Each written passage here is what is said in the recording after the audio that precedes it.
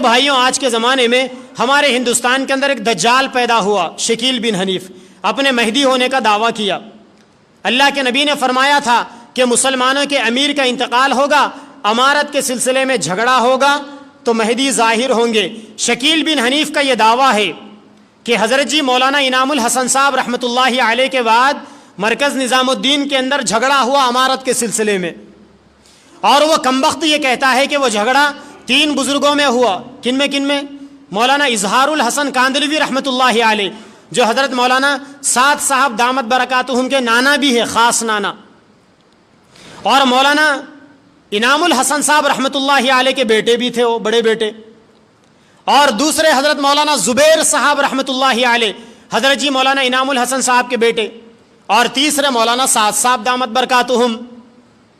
شکیل بن حنیف چونکہ اس نے 4 سال تک اپنے آپ کو دعوت و تبلیغ کے کام کے اندر وقف کر دیا،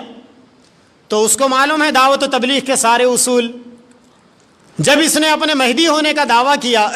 لوگوں نے اس سے پوچھا کہ تیرے مہدی ہونے کی کیا دلیل ہے؟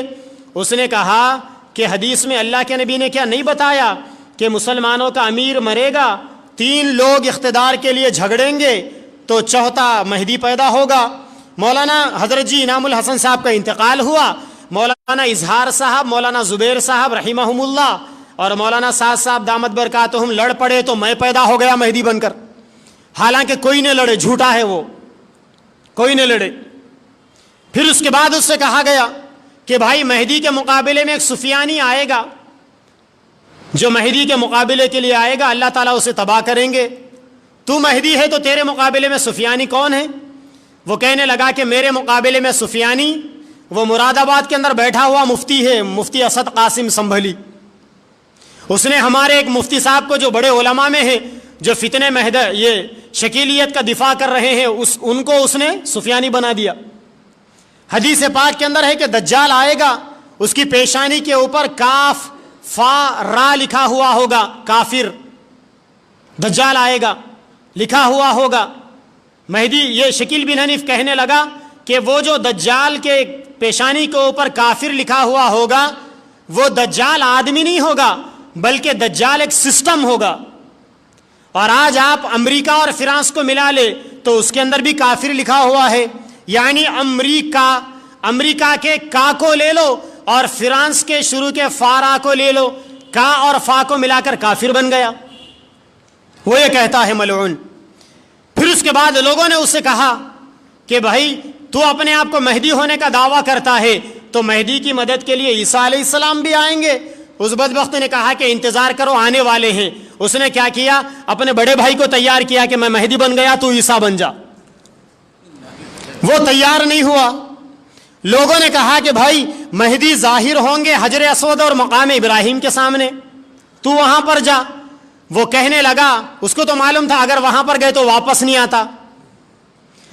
کیونکہ مرزا غلام احمد قادیانی جب اپنے نبی ہونے کا دعویٰ کیا تھا تو اس نے دنیا کے بادشاہوں کو لیٹر لکھا تھا، حیدرآباد کے نواب کو بھی اس نے لیٹر لکھا تھا۔ تو مرزا غلام احمد قادیانی نے کیا کیا؟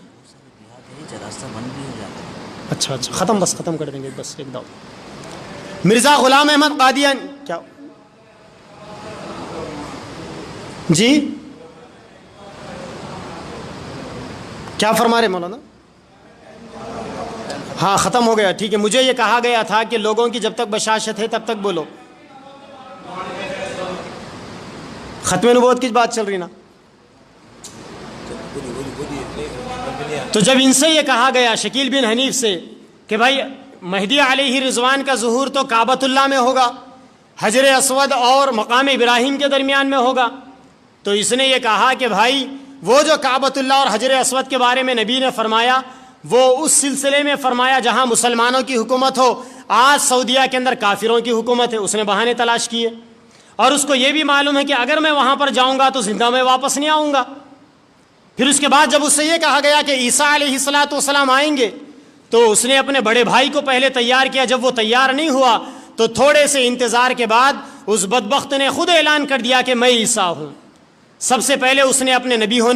مہدی ہونے کا اعلان کیا، دعویٰ کیا،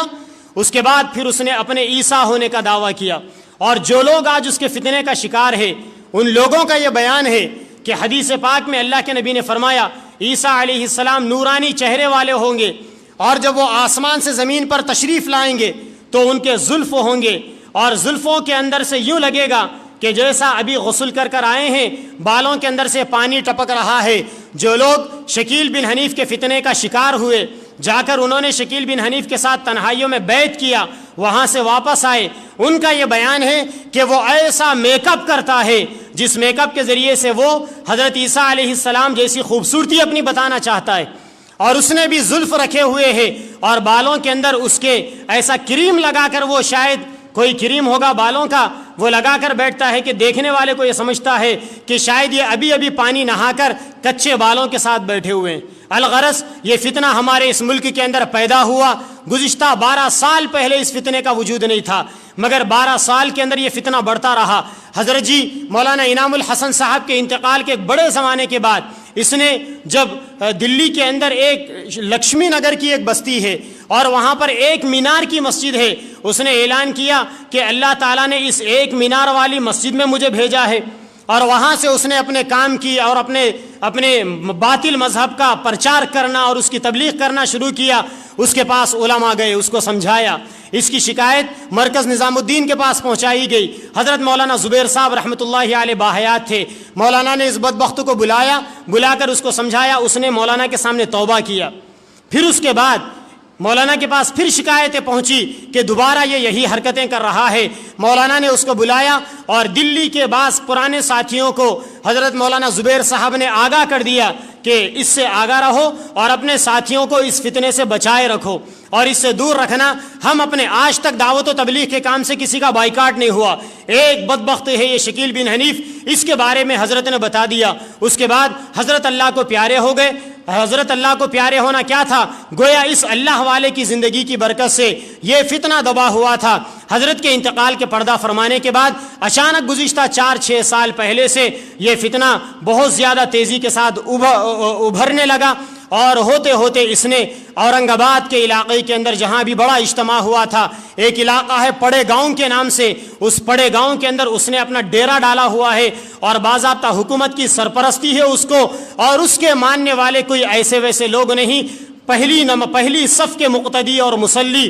ایک مشت داڑھی رکھنے والے، اور خاص طور پر وہ نوجوان جو اونچی اونچی ڈگریاں اپنے پاس رکھتے ہیں، اعلیٰ تعلیم اپنے پاس رکھتے ہیں اور بڑی بڑی کمپنیوں کے اندر وہ جاب کرتے ہیں۔ ان نوجوانوں سے جب علماء نے ملا اور ان کو سمجھایا، کہنے لگے کہ مولانا جب عیسیٰ علیہ السلام آئے تو دنیا تو ختم ہونے ہی والی ہے، اب کیا بچا؟ یہ اس ارادے کے ساتھ، اس عقیدے کے ساتھ یہ نوجوان اپنی کمپنیوں کو، اپنی ملازمتوں کو خیر آباد کہہ کر جا کر اس فتنے کے اندر بیٹھے ہوئے ہیں۔ ابھی ہمارے آندھرا تلنگانہ کا جائزہ لیا گیا، حیدرآباد اور اس کے اطراف کے اضلاع کا جائزہ لیا گیا، تو اس نتیجے پر پہنچا گیا کہ ہمارے اپنے اس علاقے کے اندر بھی شکیل بن حنیف کے ماننے والے 10,000 سے زیادہ ہو چکے ہیں،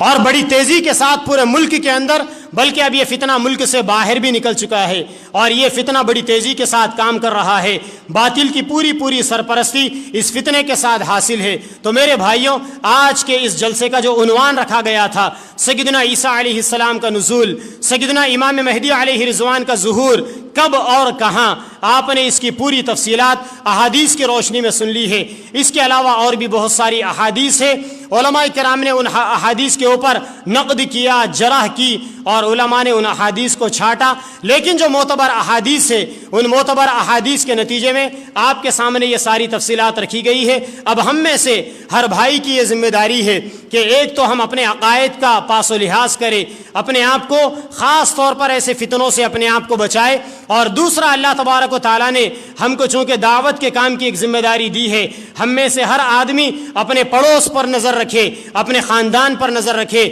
اپنے ملاقاتیوں کے ساتھ نظر رکھے۔ یہ لوگ بڑے اندرونی یعنی ایک پلاننگ کے تحت یہ لوگ کام کرتے ہیں۔ ابھی چند دن پہلے کریم نگر کے اندر شکیل بن حنیف کے چمچوں کو پکڑا گیا، جب ان کو پکڑ کر خبلایا گیا تو پتہ چلا وہ لوگ ہر اتوار کو اپنے خرچے سے حیدرآباد سے کریم نگر آتے تھے، اور کریم نگر کے اندر جو لوور مینیر ڈیم ہے اور اس ڈیم کے جو دروازے ہیں، لوگ وہاں پر تفریح کے لیے جاتے ہیں، لیکن وہاں پر ایک چھوٹا سا دروازہ ہے، اس کے بعد بھی ایک چھوٹی جگہ ہے جہاں لوگ نہیں جاتے۔ جب تحقیق کی گئی تو پتہ چلا کہ وہ رہنے والا نوجوان عادل آباد کا تھا، جو شکیل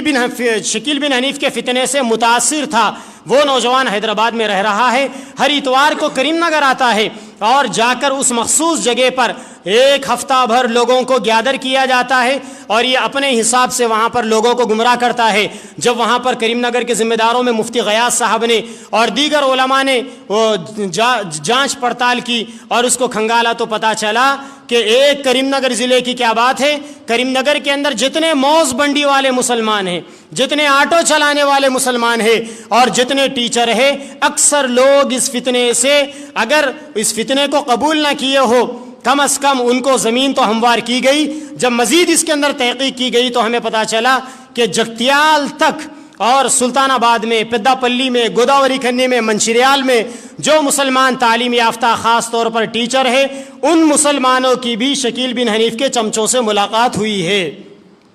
اکثر ایسا ہو رہا ہے ختم نبوت کی جانب سے جہاں بھی پروگرام ہوتا ہے، لوگ یہ اعتراض کرتے ہیں کہ صاحب یہ فتنہ نہیں آیا، خواہ خواہ کے یہ ختم نبوت والے کیوں لوگوں کو بیدار کر رہے ہیں اس فتنے کے بارے میں؟ بھائی اکثر ہمارے ساتھ ایسا ہی ہوا کہ کوئی فتنہ نہیں آیا، ہم یہ سمجھ کر بیٹھ جاتے ہیں، جو وہ فتنہ آ کر سر چڑھ کر بولتا ہے تو ہم اس کے خلاف کام شروع کرتے ہیں، تب تک بہت زیادہ دیر ہو جاتی ہے۔ مجلس تحفظ ختم نبوت بھدرا دری اور کتا گڑم کی جانب سے انہی فکروں کو لے کر یہ آج کا جلسہ رکھا گیا تھا، شعور کو بیدار کرنے کے لیے۔ ہم میں سے ہر آدمی ان حقائق کو سامنے رکھے اور آج کے ایک بیان سے یہ عقیدہ آپ نے نہیں سیکھا ہوگا، عقیدے کی جھلک آپ نے سیکھی، علماء کرام سے دوستی قائم رکھیں، علماء کرام سے صحبتیں رکھیں اور علماء کرام سے اہل سنت والجماعت کے جو بنیادی عقائد ہیں ان عقائد کو آپ حاصل کریں۔ اللہ تبارک و تعالیٰ سے دعا ہے کہ اللہ تبارک و تعالیٰ ہم سب کے یہاں جمع ہونے کو بے حد قبول فرمائیں، اور اللہ تبارک و تعالیٰ جب تک ہمیں زندگی دے عقائد کی اصلاح کے ساتھ، اعمال کی اصلاح کے ساتھ، خود کی اصلاح کے ساتھ، اوروں کی بھی اصلاح کے ساتھ اللہ تبارک و تعالی ہم سب کو چلنے والا بنائے۔ وآخر دعوانا ان الحمدللہ رب العالمین۔ اب تو بیان ختم ہو چکا ہے۔ ایک بات بیان کے شروع میں آپ کے سامنے کہی گئی تھی، ایک صاحب نے چٹھی لکھی ہے، شاید وہ بات ان کو بری لگی ہے۔ اس چٹھی کے اندر یہ بتایا